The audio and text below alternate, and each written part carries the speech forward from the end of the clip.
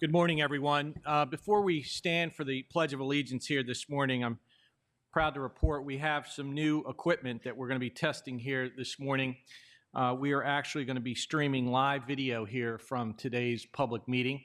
It will give Commissioner Whitmer an opportunity to showcase her talents potentially on QVC one day, as we mentioned at last week's public meeting. Mr. Chairman, I would just like to note that this is actually not a real live streaming, it's a beta. Beta test? Yeah. Well, we're going to judge you after the beta test. Excellent. We have a contract ready to be signed. Cool. We are on the air, and in all seriousness, our meeting will be recorded here this morning, and I'd ask that you join me and my colleagues in the Pledge of Allegiance. Pledge allegiance to the flag of the United States of America and to the republic for which it stands, one nation, under God, indivisible, with liberty and justice for all.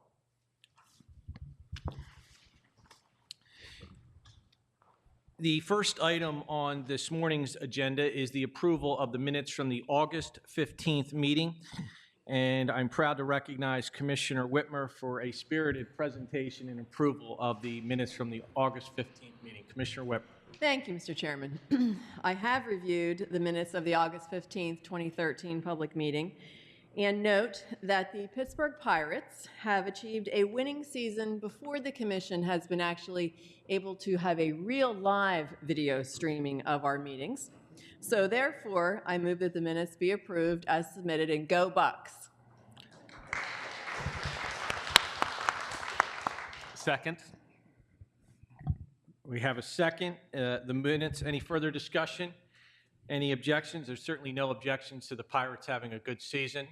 We can't say as much for the Philadelphia Phillies. But how about them Eagles?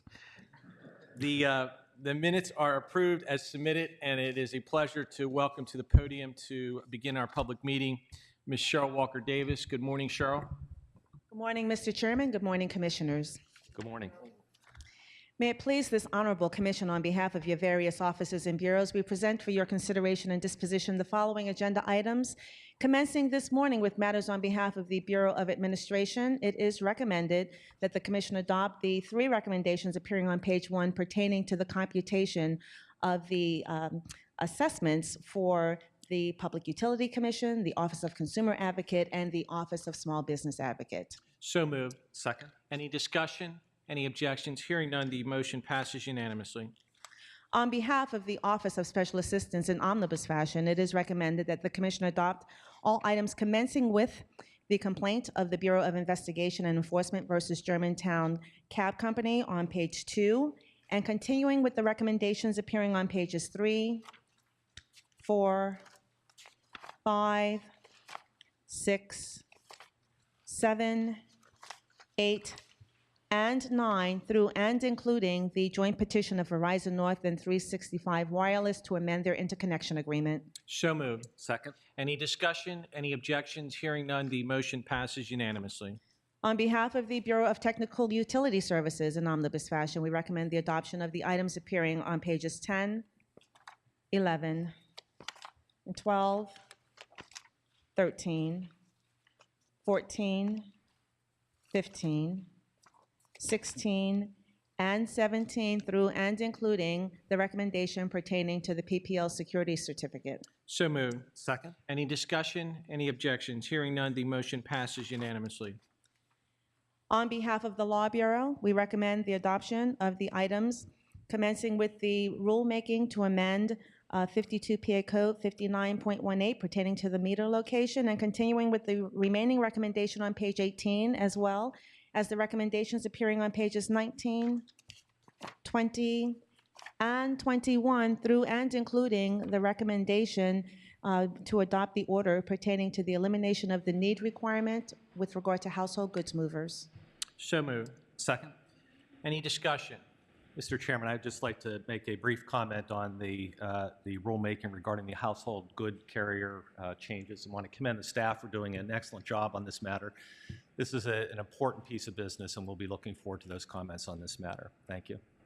Thank you, Vice Chairman. I'd like to echo that as well. In particular, recognize John Herzog.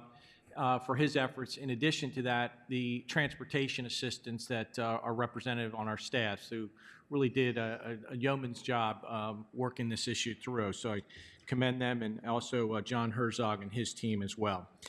Any further discussion? Any objections? Hearing none, the motion passes unanimously. Turning now to matters presented on behalf of the Office of Administrative Law Judge, we recommend the adoption of ALJ Caldwell's recommended decision with regard to the UGI Utilities, Inc. Electric Division petition for approval of a default service plan and retail market enhancement program, as well as approvals and waivers related to potential affiliated interest transactions, noting the statement of Commissioner Cawley. So moved. Second. I'd like to recognize Commissioner Cawley for purposes of his statement. Commissioner Cawley. Thank you, Chairman. I ask that my statement be placed on the record as if I had read it in its entirety. We have before us a petition for approval of a default service plan and a joint petition for settlement filed by UGI Utilities, Inc. Electric Division. And the settlement was also entered into with UGI by the Office of Consumer Advocate and the Office of Small Business Advocate. The petition seeks our approval to use a certain independent third-party evaluator. In this role, this evaluator is responsible for providing this commission with an impartial evaluation regarding indicative price estimates for certain UGI products. However, we have noticed that in the past, this particular independent evaluator has not provided us with the specificity that would be most useful to us. We've been concerned about the accuracy, thoroughness, and the detail that this evaluator has provided, and therefore I encourage that provider, this is a last chance as far as I'm concerned, to be more responsive to our staff's suggestions for improved reporting in its price estimation role.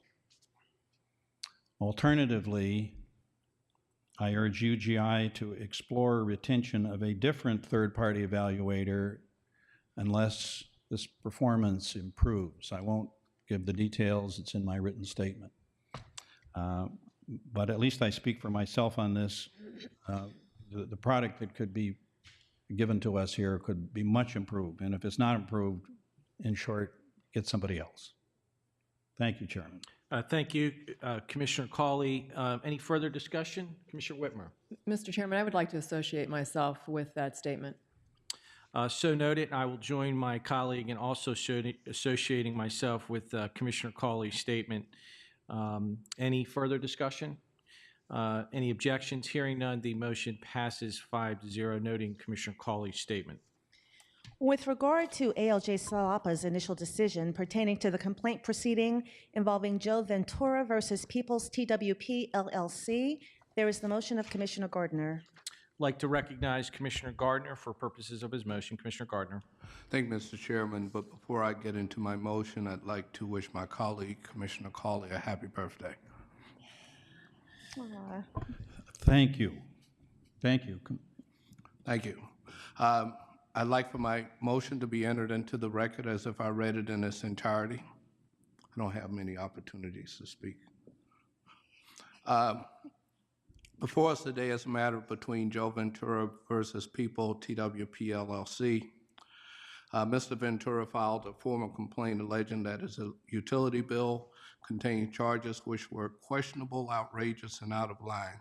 He attached a copy of the bill in question, asked the Commission to review the charges, and asked that People's TWP be required to justify the charges. People's TWP filed a preliminary objection, averring that the complaint was legally insufficient because it failed to allege that People's TWP had violated any rules or order. The presiding ALJ granted the preliminary objection and dismissed the complaint. I disagree. Preliminary objections are properly granted where the right to relief is clearly warranted and free from doubt. Here, the complainant submitted the specific bill which he was complaining and alleged that he was being overcharged. In its answer, Peoples denied the allegations, indicating that the charges were correct. As a factual dispute exists, a determination that the bill was correctly calculated cannot be made without an evidentiary hearing. Therefore, I move that the matter be remanded to the Office of Administrative Law Judge and the Office of Special Assistant prepare an opinion and order consistent with this motion. Second. Any discussion? Any objections? Hearing none, the motion passes unanimously. With regard to ALJ Pell's initial decision in the proceeding involving Precious Apartments versus Philadelphia Gas Works, there again is the motion of Commissioner Gardner. I'd like to recognize Commissioner Gardner for a second motion here this morning. He's trying to get them all in before his term ends here shortly. I'd like to recognize Commissioner Gardner for purposes of his motion, of course. Yes, and I also do not have any further comment beyond my motion right now. Let's see. On April 14th, I'd like for my motion to be entered into the record as if I read it in its entirety. Let's see. On April 10th, 2013, Judy Phillips filed a formal complaint alleging that PGW had put utility service for her tenants in an account in the name of her company, Precious Apartments. She asked that PGW contact her tenants about gas service and that the bills not be in the company name. PGW filed an answer denying the averment and stating that it had automatically placed 2 accounts in the name of Precious Incorporated in compliance with the terms of its landlord cooperation program. The ALJ assigned to the case issued a pre-hearing order reminding the parties that corporations are required to be represented by attorneys. The complainant did not do so, and the ALJ dismissed the complaint. I disagree and move to remand the case to the Office of Administrative Law Judge for further proceeding. In this case, it's not clear if Precious Apartments is in fact a corporation. The complaint lists Precious Apartments as the complainant, but is signed by Judy Hill. The form does not indicate that Precious Apartments is a corporation or any other legal entity that would require representation by attorney. Therefore, I move that this matter be remanded to the Office of Administrative Law Judge and the Office of Special Assistant prepare an opinion and order consistent with this motion. Second. Any discussion? Any objections? Hearing none, the motion passes unanimously. Continuing with the presentation of items on behalf of the Office of Administrative Law Judge, on page 23 of the agenda, we recommend the adoption of the 2 recommendations of ALJ Salapa, the first pertaining to Duquesne Light Company's annual 1307E Default Service Program and Competitive Procurement Plan Reconciliation Statement, the second pertaining to the complaint of Bertha Jones versus Philadelphia Gas Works. So moved. Second. Any discussion? Any objections? Hearing none, the motion passes unanimously. Turning now to page 24 of the agenda, we there have the joint motion of Commissioners Whitmer and Cawley with regard to the investigation of Pennsylvania's retail natural gas supply market. I'd like to recognize Commissioner Whitmer for purposes of the joint motion with Commissioner Cawley. Commissioner Whitmer. Thank you, Mr. Chairman. I would like our joint motion to be entered into the record as if I had read it in its entirety. On June 22nd of 1999, Governor Tom Ridge signed into law the Natural Gas Choice and Competition Act.